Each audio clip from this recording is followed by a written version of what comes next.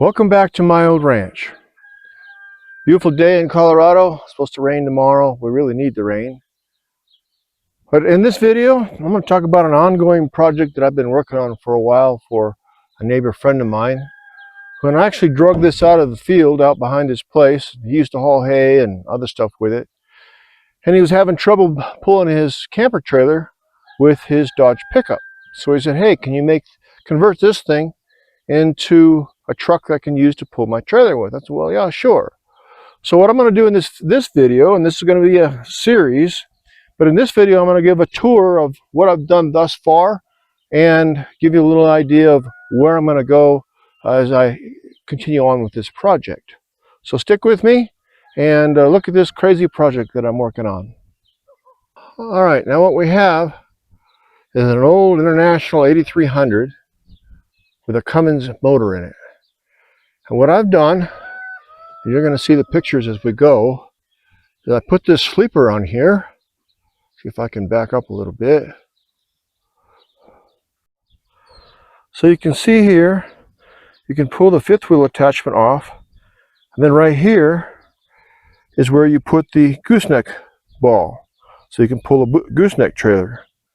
Of course, I've got everything down here for the electrical lights. 2-inch receiver, 3-inch receiver. So whatever it is you need to pull, you can.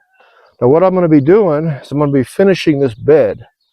I hastily put it on a few months ago because he needed to go to Michigan and pick up some horses.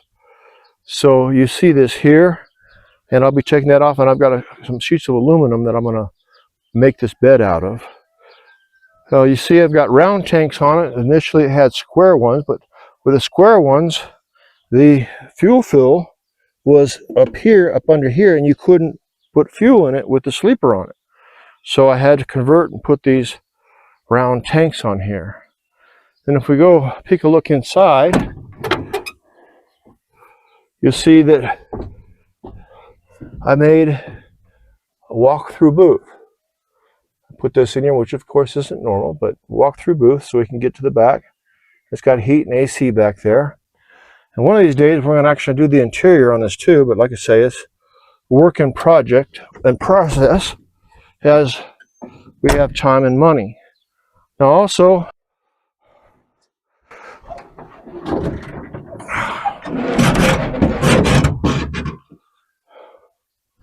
open the hood up, show you what I've had to do in here. Now, it ran okay when we pulled it out. I got it started after setting for I don't even know how many years. I ended up having to replace the AC compressor.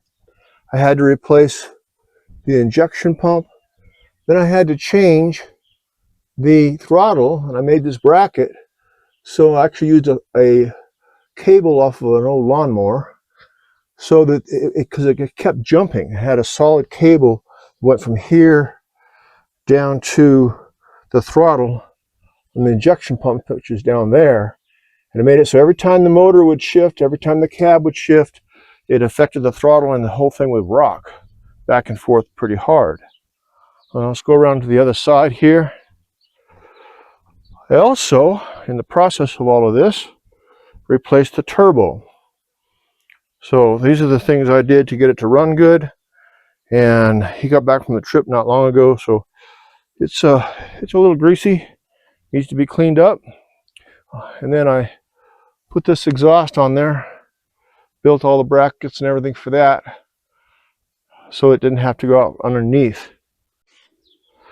Now this is the rear end of that old motorhome that's across the road that I've showed you. And the reason I pulled this out is it had air ride on that motorhome, and I first attempted to adapt this air ride to go on to that International 8300 truck.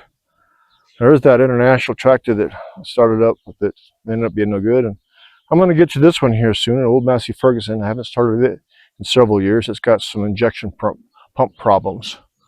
Now let me show you the suspension. Now this is the air ride parts that came out of that motorhome.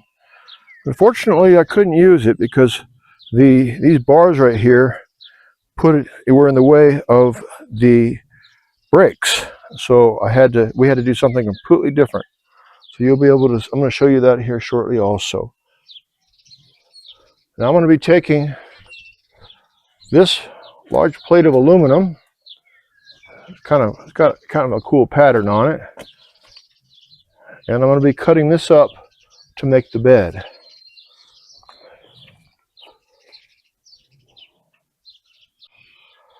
Now also, wanted to mention, once we get the bed done and all, then I'm going to paint it. And I'm going to finish the sides and make it look all pretty and fancy. We've already bought the paint. It can be red and blue and with some stripes on it. So as this project continues, I will paint this thing here, hopefully this summer. And one of these days I'm going to go ahead and build toolboxes for the sides also. And so follow with me as I continue on with this project. I'm going to show you some of the other things too.